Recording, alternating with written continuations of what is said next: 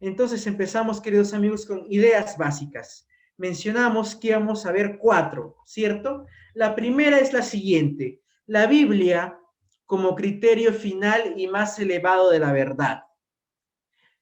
Hay principios ajenos a la Biblia, sí, que debemos respetarlos. En la actualidad tenemos las ciencias, ¿cierto?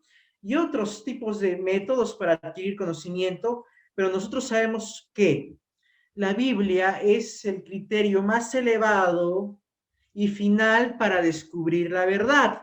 No hay nada con más autoridad que la Biblia. Y este principio nosotros le llamamos, queridos amigos, prima escritura, que la Biblia está sobre todo lo demás. Nosotros como cristianos no negamos la tradición, las historias, pues de los primeros cristianos, las historias incluso de nuestros pioneros adventistas. Tampoco negamos las ciencias, tampoco, pero debemos ser claros y concisos con esto. La tradición o la ciencia no determina cuestiones de fe para nosotros. Lo que determina las cuestiones de fe únicamente es la Biblia. Entonces, si por allá en la universidad o en cualquier lado me dicen que el hombre es un producto de millones de años de evolución, yo no voy a ir a la Biblia a buscar interpretarla según lo que me dijeron allá. Es al revés. Yo interpreto la realidad, el universo, este planeta y las ciencias según la luz que me presenta la Biblia. ¿Sí? Entonces, ese es el primero. Es prima y solo escritura. Solo la escritura y primero la escritura, la escritura. El siguiente concepto es este. La Biblia en su totalidad es palabra de Dios. El mensaje a los apóstoles, cantores, profetas, es palabra de Dios, es inspiración. Los cantos, los salmos, las palabras de Jesús, los consejos de Pablo, las historias que escribió Moisés, todas son inspiradas por Dios. ¿Qué quiere decir esto? Que yo no puedo decir, a ver, esta parte me gusta, entonces yo creo que sí es inspirada, pero este versículo de acá como que me desagrada un poco. Así que lo voy a borrar, lo voy a barrer, lo voy a poner debajo de la cama, ahí. Porque no creo que sea palabra de Dios. Incluso he escuchado a personas que dicen, es que a veces los profetas, en vez de hablar o escribir a título divino, hablaron o escribieron a título propio. Y a veces hay que ir a ver escogiendo qué dijeron inspirados y qué dijeron a título propio. No es así. Cada versículo de las escrituras, por más pequeño que sea, por más insignificante que parezca a nuestros ojos o a nuestra mente, es palabra de Dios. ¿Sí? Y pues en la palabra de Dios encontramos los aspectos divinos y humanos de las escrituras vinculados y son inseparables. Dios inspiró a hombres y esa combinación de aspectos humanos y divinos es inseparable. Yo no puedo decir, a ver, esto es divino, esto de acá es humano, esto de acá divino y lo que más abajito humano. No, todo es inspirado por Dios. Siguiente, las últimas dos ideas básicas es que hay unidad y armonía en la totalidad de las escrituras. Y este principio se lo llama analogía escritura. ¿Qué significa esto? Que la Biblia se interpreta así sola, que no hay un solo libro que no tenga relación con otro. Todos los libros, toda la Biblia está interconectada. Como es un solo autor, tiene su origen en una sola mente, que es la mente de Dios, queridos amigos. Todas las ideas de la Biblia son una, interconectadas. Y tenemos el principio de primera de Pedro 10 y 12 que dice que hay claridad, que pasajes claros arrojan la luz sobre pasajes complicados. ¿Qué quiere decir esto, amigos? Que en ningún versículo de la Biblia contradice a otro versículo. Tal vez aparentemente sí, tal vez aparentemente haya contradicciones, pero son aparentes y superficiales. Cuando uno estudia concienzudamente la palabra de Dios, uno se da cuenta que en la totalidad de los escritos bíblicos hay unidad. Y si aparentemente nosotros, a partir de nuestra interpretación, hay algo que choca, ahí no hay un problema en la Biblia. Hay un problema en su interpretación. Y hay que solucionarlo. Y con la última idea básica, queridos amigos, es la siguiente. Las cosas espirituales deben comprenderse espiritualmente.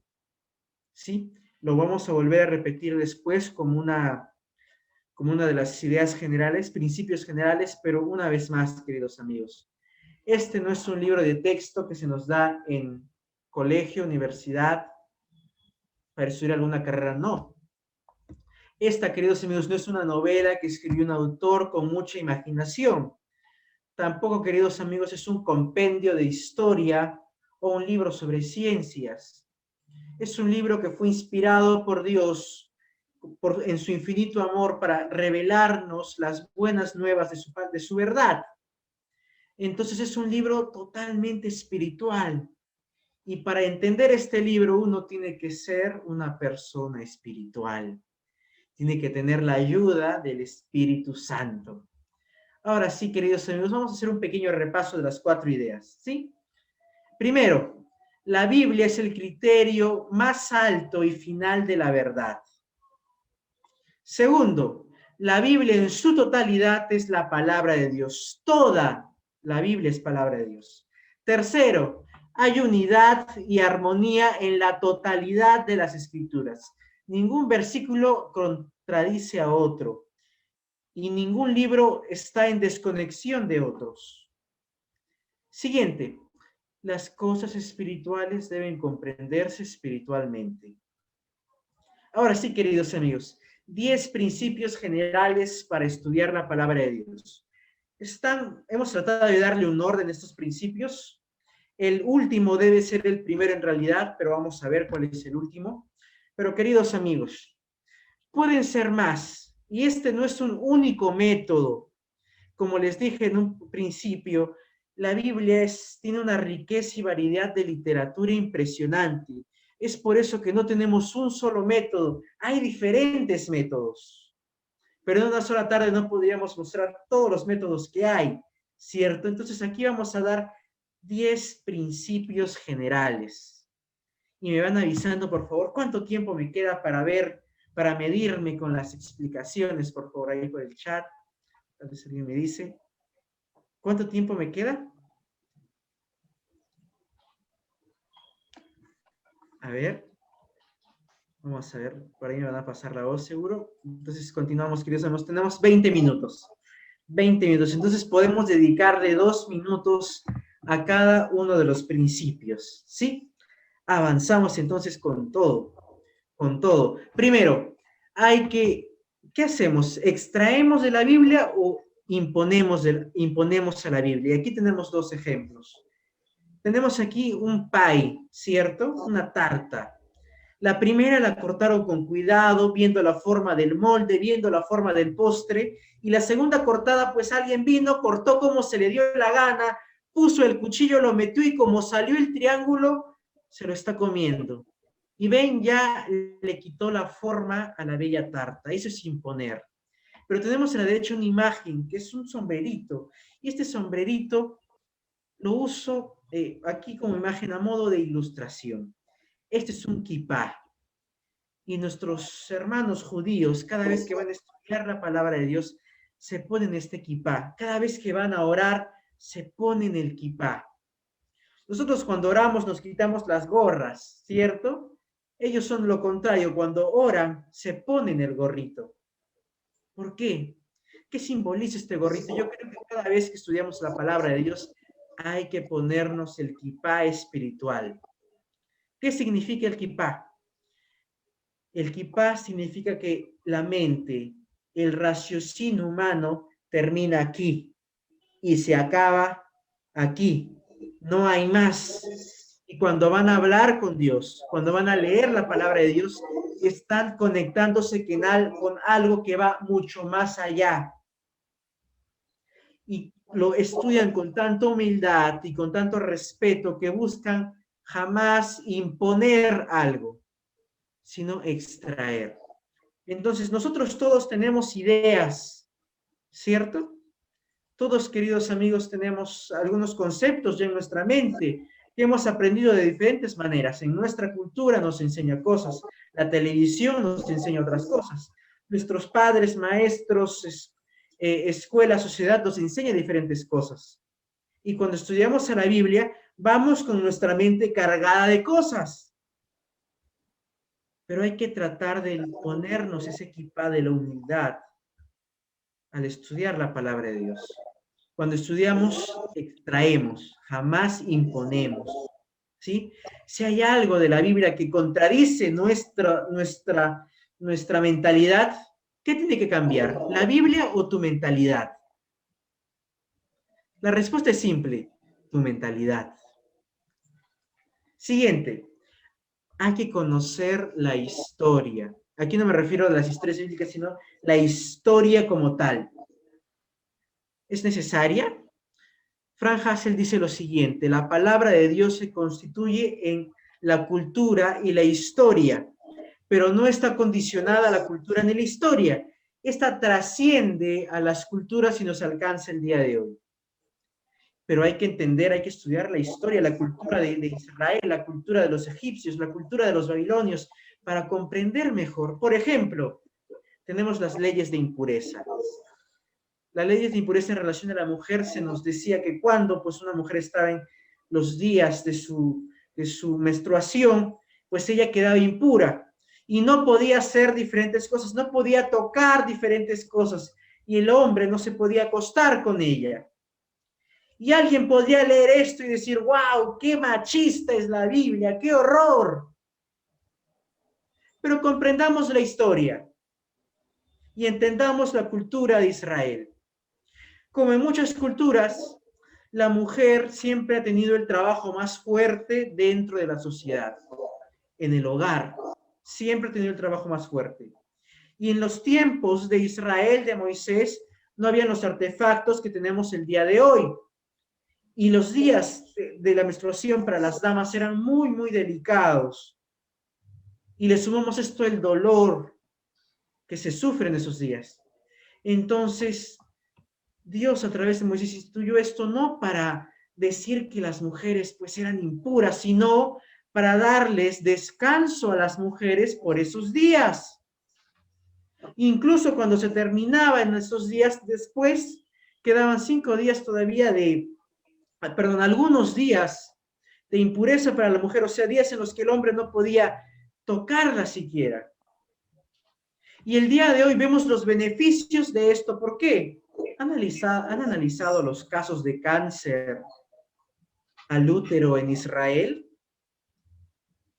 Los casos son bajísimos, bajísimos. Y aquí, más que ver a Dios limitando a las mujeres, vemos a Dios protegiendo y cuidando de las damas de Israel. Pero eso no lo entenderíamos si no conociéramos la historia, la cultura y la situación del pueblo, ¿cierto? Entonces, queridos amigos, conozcamos un poquito más de la cultura de ese tiempo. Siguiente, hagámonos preguntas. Esto tiene relación con lo anterior. Uno va a estudiar la Biblia y cuando uno estudia la Biblia, no solo va a leer superficialmente, uno desea profundizar, uno desea escudriñar, aprender, investigar, escarbar los tesoros que encontramos en ella. Y en una lectura superficial jamás vamos a encontrar todos los tesoros que nos tiene preparada para nosotros. Tenemos que razonar, meditar, hacernos preguntas. Por ejemplo, voy a leer la mitad de las preguntas aquí, porque yo les voy a pasar este documento. No se preocupen, va a llegar a cada uno de ustedes. ¿Sí? ¿Quién fue el autor humano? Esto tiene mucho que ver, porque incluso los nombres tienen significados. El momento histórico tiene significado. El ministerio de ese autor humano tiene un significado. ¿Cuándo se escribió el libro? ¿A quién iba dirigido originalmente?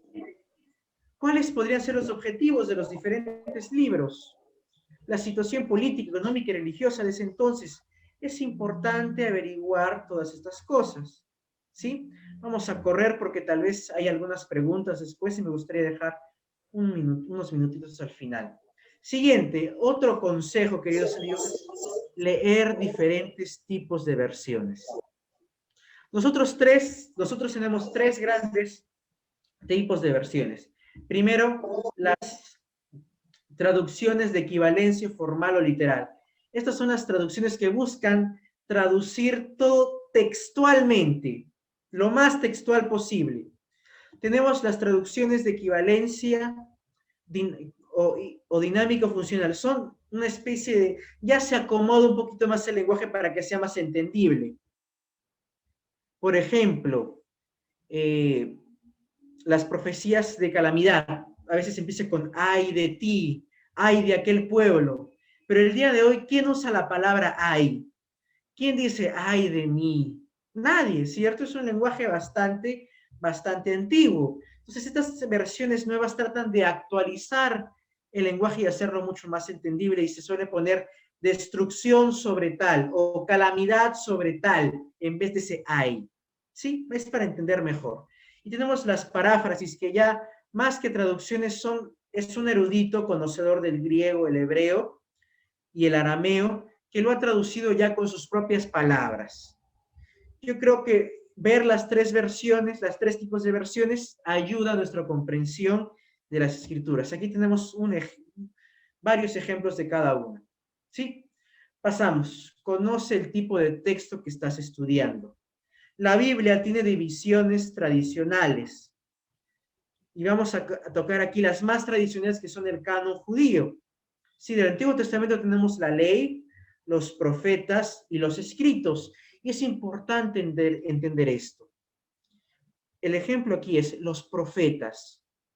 Tenemos aquí libros como Josué, Jueces, Primera de Reyes, los libros de Samuel. Pero, queridos amigos, el cristianismo ha calificado Josué, Jueces, Primera y Segunda de Samuel y Primera y Segunda de Reyes como históricos, no como proféticos. Y esto nos cambia la concepción de qué es la historia. La historia en la Biblia, queridos amigos, tiene propósitos, según esta división, proféticos. Propósitos de bien. La historia de la Biblia no es simple cuento, son historias profundas que hasta el día de hoy tienen lecciones. Y es por eso que los mismos israelitas reconocían a libros que nosotros conocemos como históricos, como Josué, Jueces, Samuel y Reyes, como libros proféticos, libros con enseñanzas profundas, pero a través de historias, una concepción que creo yo que debe cambiar en cada uno de nosotros. Pasamos a la siguiente. Y aquí tenemos pues el canon del Nuevo Testamento, que sí es la división cristiana tradicional, los evangelios, la vida de los apóstoles, que habla de los hechos de los apóstoles, las epístolas, que son más o menos consejos. Aquí ya no hay muchas historias, son consejos a comunidades en específicas. Las de Pablo y las católicas. Las católicas son las universales. Católico no solo hace referencia a la Iglesia católica, católico en latín significa universal, para todos. Y pues ya el Apocalipsis o apocalíptico profético, que es ya el libro del Apocalipsis. Si conozcamos bien esto, ¿qué libro estamos estudiando? ¿Cómo qué se califica este libro? Y eso nos va a ayudar a entender mejor de qué está hablando el texto. Siguiente, consideramos los estilos, los géneros literarios. Tenemos tres grandes géneros en la Biblia: narrativo, poético y profético. El narrativo nos suele narrar historias, tal cual lo dice. Entonces, cuando estudiamos un texto narrativo, pues tiene que haber un inicio de la historia, un desarrollo de la historia y una conclusión de la historia. ¿En qué parte de la historia estoy? ¿Cómo termina esta historia? ¿Cómo se relaciona esta historia con las demás historias? Es importante saber si es narrativo. Poético. Las poesías severas están marcadas por los paralelismos. Entonces, no hay por qué interpretar de manera literal las poesías de los salmos, ¿cierto? Esto ya es más poético, figurativo, y tenemos que interpretarlo de tal manera. Y el profético es una combinación de narrativo y poético. Y es por eso que en el género profético Se suelen usar ilustraciones y otras cuestiones así que deben ser interpretadas también. No son ni literales, ni totalmente alegóricas, ¿sí? Tenemos otros subgéneros sapiensales, rituales, que pues no varían mucho, queridos amigos, ¿no? Pero conozcamos y entendamos de qué género es el versículo que estoy leyendo el día de hoy, y eso nos va a ayudar también a interpretar. Siguiente. Suelen haber palabras importantes. Y las palabras importantes suelen ser los sustantivos, adjetivos, verbos, y a mí me gusta mucho el estudiar las preposiciones. Yo he encontrado que las preposiciones suelen ser muy importantes. Y deben ser, pues, debemos entender que al igual que en el español, hay variedades de significado para las palabras de la Biblia, dependiendo de su contexto. Por ejemplo, aquí vemos un animalito en la imagen. A este animalito en el Perú se le dice llama. No sé cómo se le diera allá en Colombia. ¿Cómo se le dice? ¿Quién me cuenta para saber? ¿También llama? Sí, también se le dice llama entonces. Pero aquí vemos una llama que está en llamas, ¿cierto? Y después vemos una llama que está en llamas, que está llamando, que llama a alguien por celular, ¿cierto? Ahí tenemos 3 veces la palabra llama. En la primera hace referencia a este animal auquénido. En la segunda hace referencia al calor del fuego.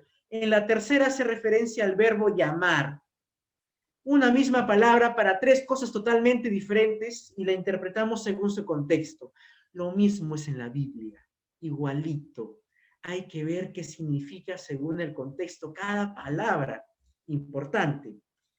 El octavo, busca extraer el mensaje. Ahora, la Biblia solo no nos presenta datos, nos presenta un mensaje teológico, ¿sí? Y tenemos que buscar extraer este mensaje teológico. No solo es decir, ay, qué bonito o oh, qué interesante, sino hay que decir cuál es el mensaje que me comunica este texto, esta historia.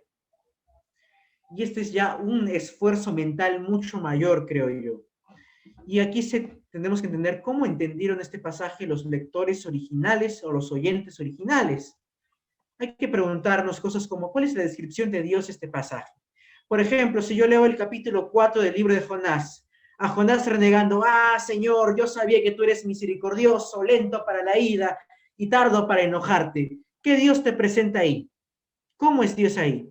Un Dios misericordioso, un Dios de amor, un Dios que espera. Estudiamos Isaías 6, que dice, Santo, Santo, Santo, eres tú. ¿Qué Dios se nos presenta ahí? O sea, ¿qué característica de Dios se nos presenta ahí? A un Dios que es santo, gobernante del universo. ¿Ven las diferencias? Diferentes partes de la Biblia describen a Dios, describen las diferentes características de Dios. ¿Qué me dice de las personas? A ver, ¿qué me comunicaba ahí de Jonás, ahí renegando? Que Jonás pues era una persona muy nacionalista, egoísta, que tenía que aprender y ahí decías, entonces no tengo que tomar la actitud de Jonás, ¿cierto?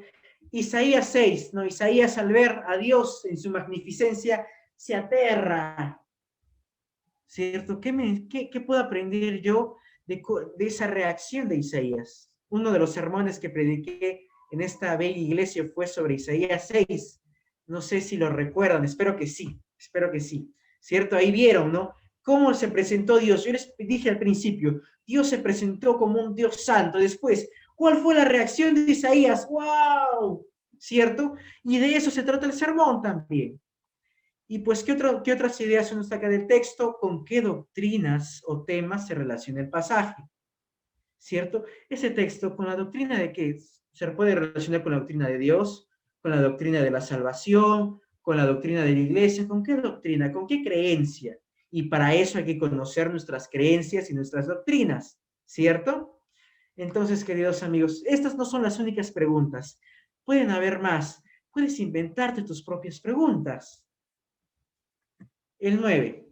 Queridos amigos, cuando estudiamos la palabra de Dios, no hay que quedarnos en el pasado, porque el pasado está atrás. Y Dios no solo habló para el pasado, habló para el día de hoy.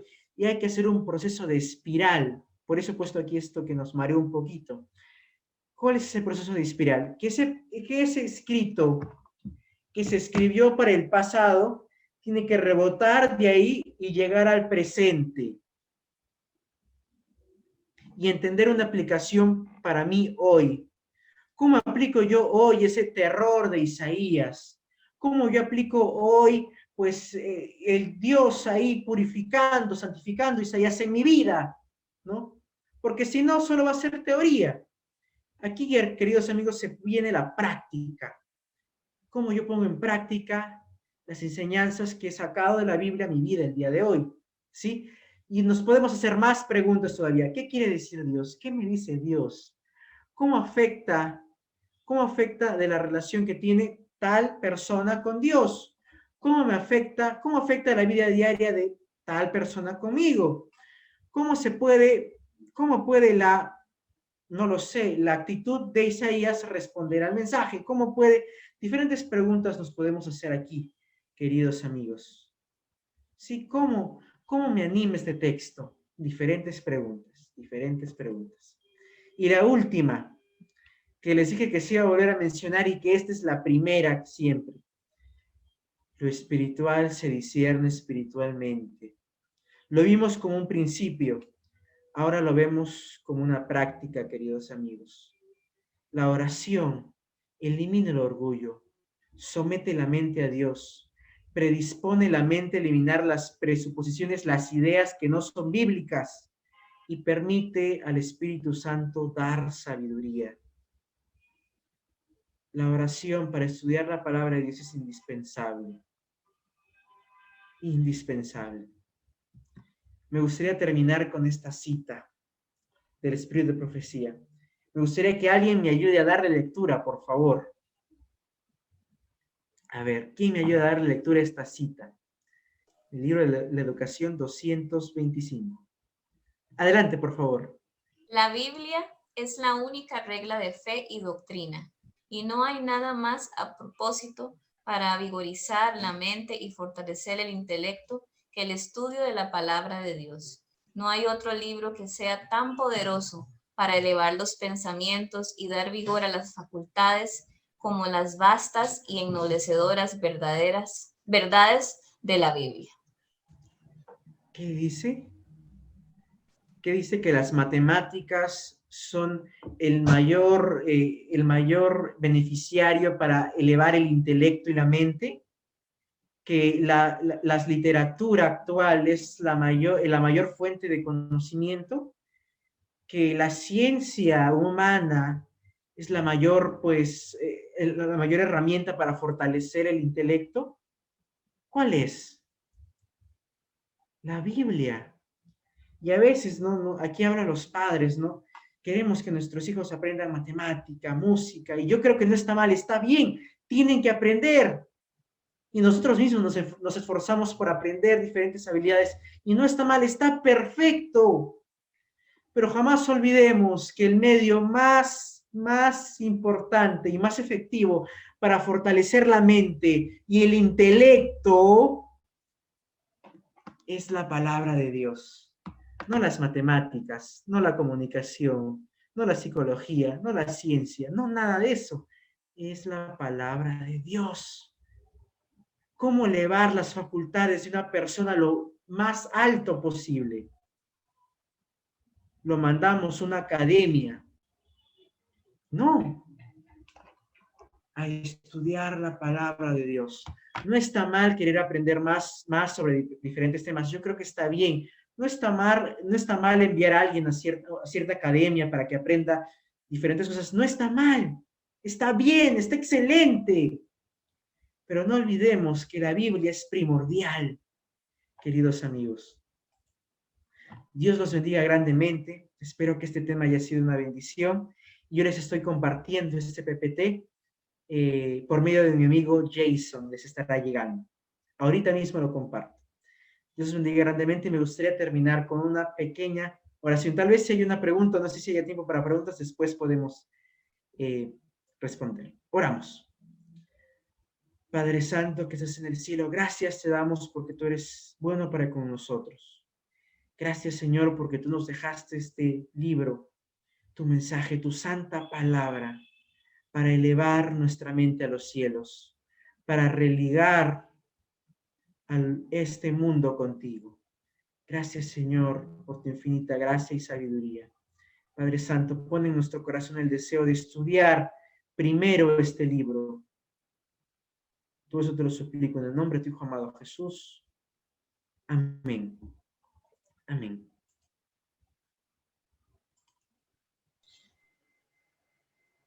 Gracias a nuestro hermano Samuel. No sé si hay alguna pregunta, comentario en este momento. Aló, hermano Jason. Sí, mi hermano John. Yo tengo una pregunta para Samuel, el que estaba explicando el tema de los libros proféticos, y tengo una inquietud. Me gustaría que, pues no al respecto de lo que él explicó, sino como tengo una inquietud en Isaías 36. Yo quiero que Isaías ahí me contextualice si él lo tiene ahí y lo puede leer, por lo menos del 30 al 1 al 6, porque me deja confundido. Ahí está hablando como de un texto histórico, pero a la vez profético. O sea, que pasaba, decía que es inútil confiar en Egipto. No sé si lo tienen ya ahí, hermano Samuel. Aló. A ver, sí, vamos a dar lectura al versículo primero. Isaías 30 del 1 al 6, cuando dice... Del 1 al 6. Sí, del 1 al 6.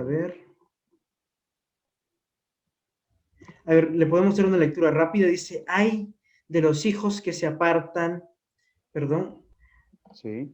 que se apartan, dice Jehová, para tomar consejo y no de mí, para cobijarse con cubierta y no de mi espíritu, añadiendo pecado al pecado. A ver, que se apartan para descender a Egipto y no han preguntado de mi boca para fortalecerse con la fuerza de Faraón y poner su esperanza en la sombra de Egipto.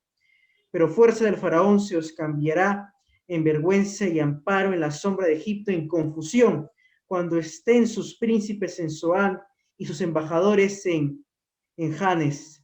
Todos se avergonzarán del pueblo que no les aprovecha ni los socorre, ni les trae provecho, antes les será para vergüenza y aún para oprobio.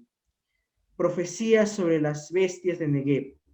Por tierra de tribulación y angustia, donde sale la leona y el león, la víbora y la serpiente que vuela, llevan sobre lomos de asnos y sus riquezas, sus tesoros sobre las jorobas de camellos, y un pueblo no les será de provecho. La pregunta, estimado, es cómo entender esto que está combinado la historia. Mi pregunta es eso, exacto, ahí hay una combinación de todo, y ahí es donde uno queda como, bueno, ahí yo veo que hay un momento histórico, ¿sí? En el cual se está hablando que el pueblo de Israel no quería refugiarse, pues que no se deberían refugiar en Egipto, porque Egipto en ese entonces era como una, digámoslo, como una gran potencia, ¿sí? Y entonces él está amonestando hacia la gente que está rebelde, que está dejando de refugiarse en Dios, pero que quiere refugiarse en Egipto, ¿sí?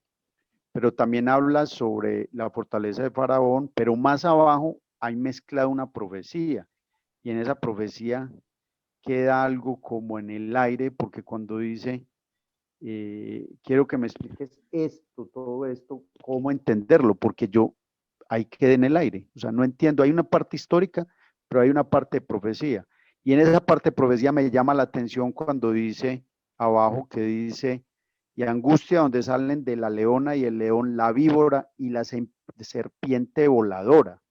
O sea, que las serpientes volaban, o es un tema, digámoslo, alegórico, ¿qué quería darte decir cuando decía la serpiente voladora? ¿Se estaba refiriendo a Satanás o no sé? O sea, hay que enredado.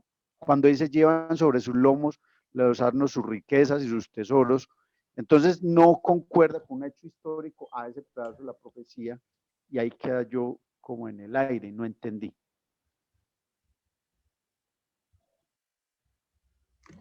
Muy bien. Primero entendamos allá. Esta profecía básicamente pertenece a una profecía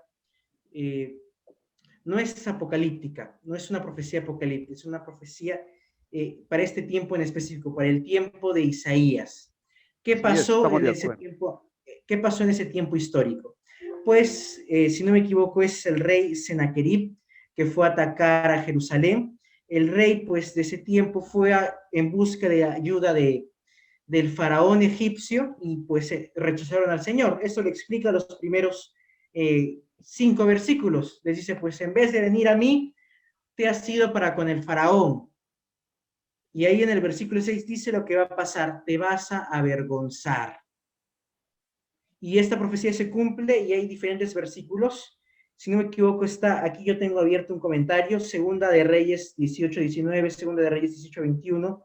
Se nos presenta que el faraón de ese tiempo se burla, se termina burlando de Ezequías. Y Ezequías fue a confiar en el faraón de Egipto y pues el faraón de Egipto se termina burlando de él. Y aquí se explicaría que dice, pues, la última parte que diría que pues no se, fueron un pueblo, pero no se les será de provecho. Ahora, mencioné que la profecía era una combinación de narrativa y poética, ¿cierto? Se nos presentan características de la narrativa y también imágenes poéticas. Y aquí se nos presenta, por ejemplo, las imágenes, queridos amigos, de las bestias, el león, la leona, la víbora y la serpiente que vuela. Aquí estuve buscando qué podría significar esa serpiente que vuela y tiene relación con las víboras venenosas. Sí, unas son las víboras y otras las serpientes venenosas. Diciendo que, ¿qué nos daría a entender esto, no?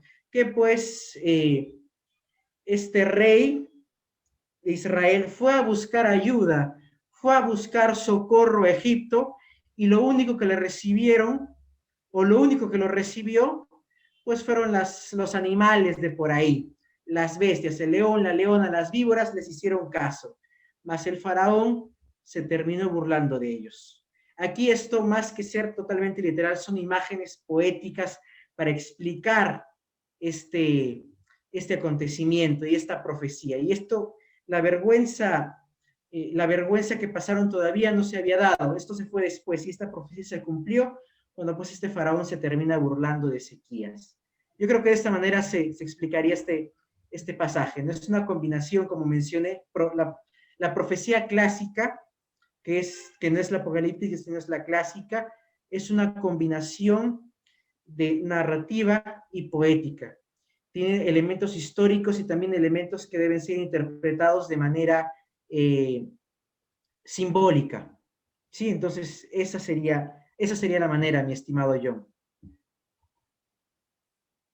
O sea, que se concluye ahí que ahí es una narrativa de una historia, pero él está dando un dictamen de que no vayan allá porque no van a tener, no, va a ser inútil.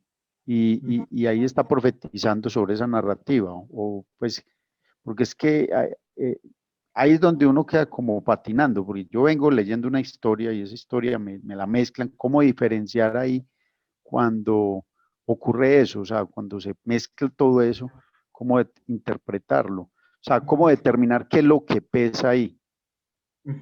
Mire, más que una historia, yo creo que desde el versículo 1 es profecía. ¿Por qué?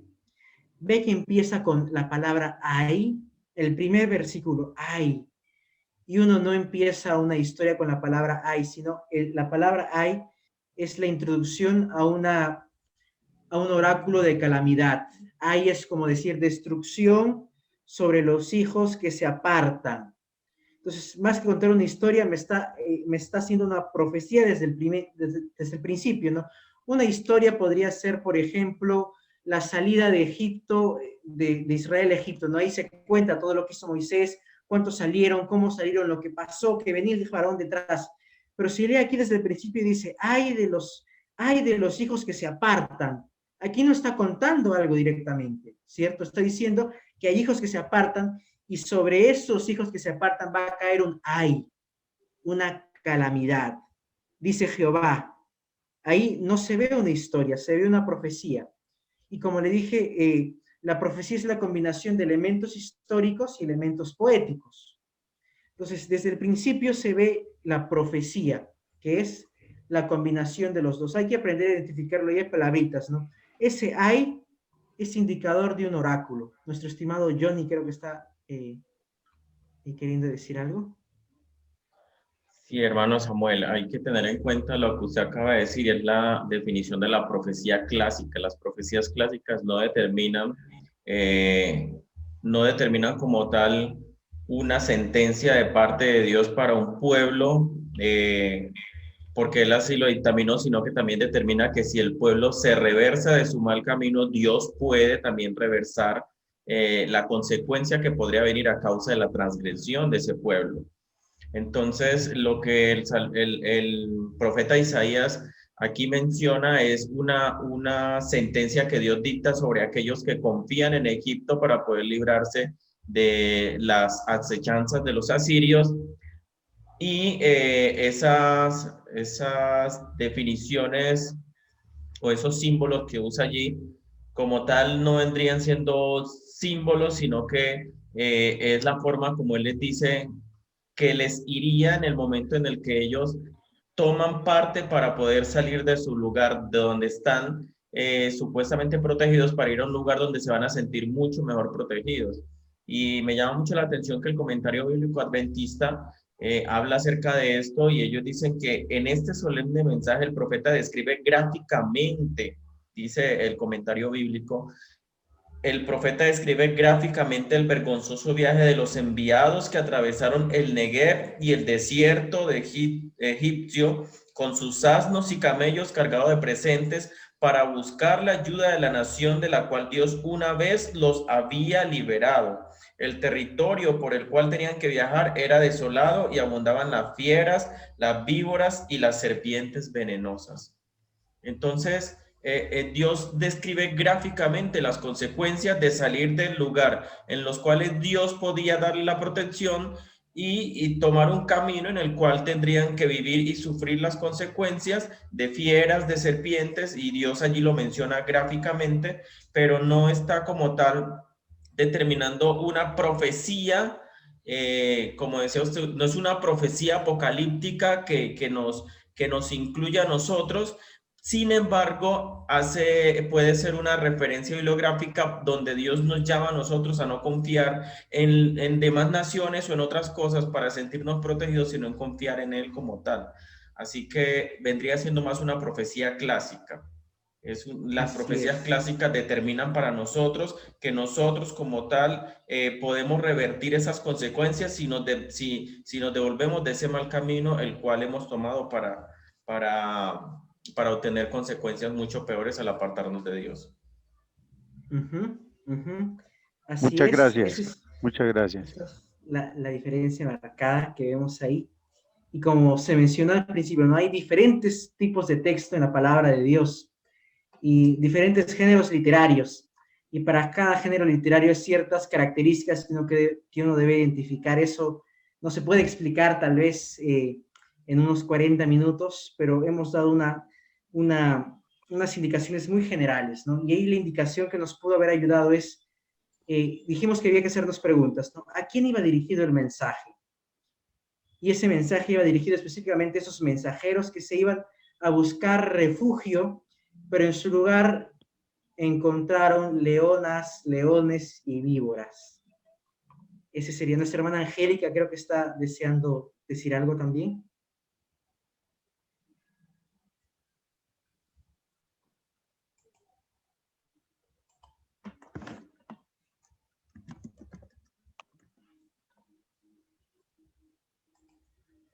Bueno, tal vez si no hay otra pregunta, estimados hermanos, yo agradezco una vez más la invitación. Siempre es un placer poder llegar aquí a la iglesia de Sabaneta, ¿cierto? Y pues hermanos, muchas bendiciones, Dios los bendiga grandemente. Siempre estamos a disposición y esperamos que el tema haya sido de bendición. Yo ya acabo de, a ver, aquí lo tengo, sí, ya se lo he pasado, le he pasado el material. Uy, todavía no está cargando aquí. Le estoy pasando ahorita el material a nuestro estimado Jason y espero que pueda llegar a cada uno de ustedes. Llegó. Ahí ya llegó. Muchas gracias. Dios los bendiga.